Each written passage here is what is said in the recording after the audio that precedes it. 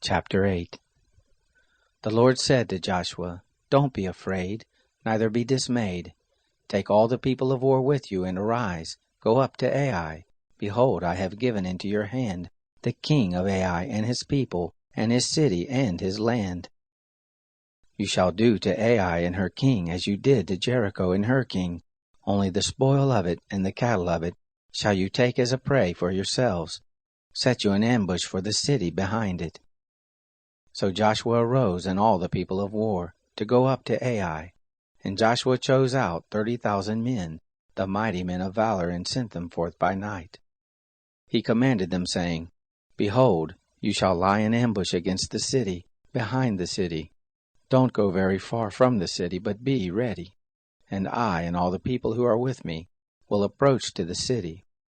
It will happen when they will come out against us at the first, that we will flee before them, and they will come out after us, until we have drawn them away from the city, for they will say, They flee before us as at the first, so we will flee before them. And you will rise up from the ambush, and take possession of the city, for the Lord your God will deliver it into your hand. It will be, when you have seized on the city, that you will set the city on fire. According to the word of the Lord shall you do. Behold, I have commanded you." Joshua sent them forth, and they went to set up the ambush, and stayed between Bethel and Ai on the west side of Ai. But Joshua lodged that night among the people. Joshua arose up early in the morning, and mustered the people, and went up, he and the elders of Israel, before the people to Ai. All the people, even the men of war who were with him, went up and drew near, and came before the city, and encamped on the north side of Ai. Now there was a valley between him and Ai. He took about 5,000 men, and set them in ambush between Bethel and Ai on the west side of the city. So they set the people, even all the host who was on the north of the city, and their liers in wait who were on the west of the city. And Joshua went that night into the midst of the valley. It happened, when the king of Ai saw it, that they hurried and rose up early, and the men of the city went out against Israel to battle, he and all his people at the time appointed, before the Arabah. But he didn't know that there was an ambush against him behind the city. Joshua and all Israel made as if they were beaten before them, and fled by the way of the wilderness. All the people who were in the city were called together to pursue after them, and they pursued after Joshua and were drawn away from the city. There was not a man left in Ai or Bethel who didn't go out after Israel, and they left the city open and pursued after Israel. The Lord said to Joshua, "Stretch out the javelin that is in your hand toward Ai, for I will give it into your hand." Joshua stretched out the javelin that was in his hand toward the city. The ambush arose quickly out of their place, and they ran as soon as he had stretched out his hand, and entered into the city and took it, and they hurried and set the city on fire. When the men of Ai looked behind them, they saw, and behold, the smoke of the city ascended up to heaven, and they had no power to flee this way or that way, and the people who fled to the wilderness turned back on the pursuers. When Joshua and all Israel saw that the ambush had taken the city, and that the smoke of the city ascended, then they turned again, and killed the men of Ai. The others came forth out of the city against them.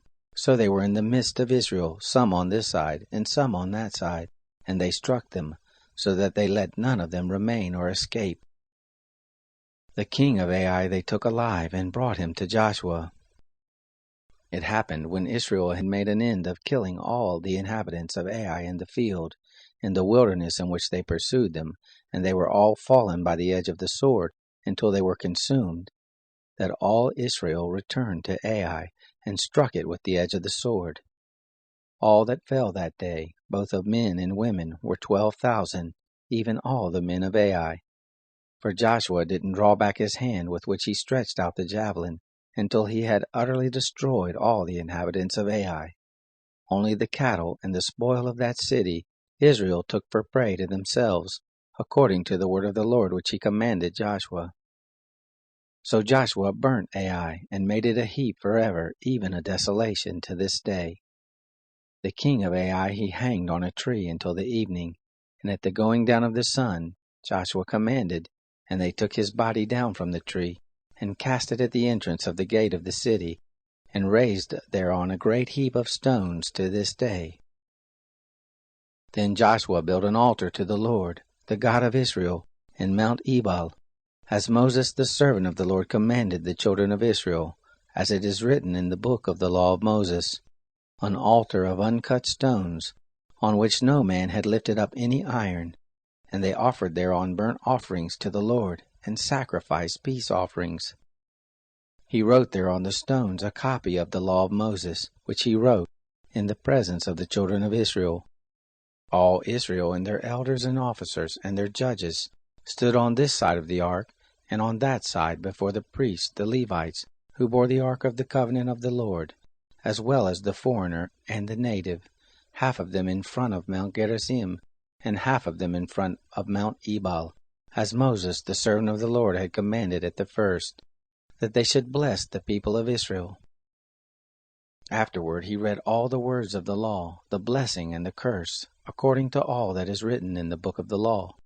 There was not a word of all that Moses commanded, which Joshua didn't read before all the assembly of Israel, and the women, and the little ones, and the foreigners who were among them.